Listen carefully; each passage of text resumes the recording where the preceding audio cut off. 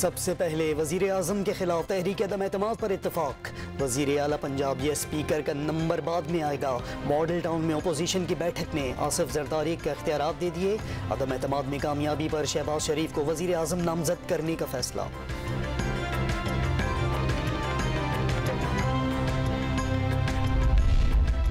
Model town बैठक के बाद मौलाना फजलुर रहमान काफ लीग से वोट मांगने पहुंच गए।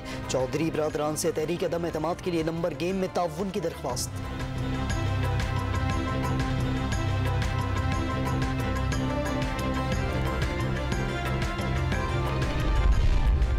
हुकूमत का ओपोजिशन पर हॉर्स ट्रेडिंग का इल्ज़ाम।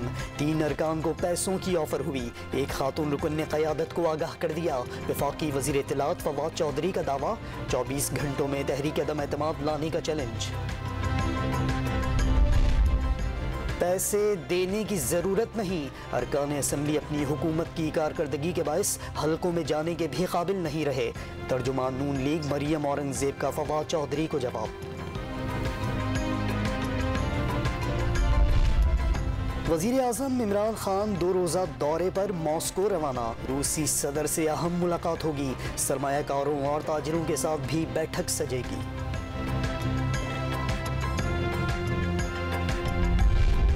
वफाकी सरकारी मुलाजमीन के लिए खुशखबरी। वज़ारत ख़जाना ने 15% डिस्पैरिटी रिडक्शन अलाउंस का नोटिफिकेशन जारी कर दिया। इतलाक़ 1 मार्च से होगा।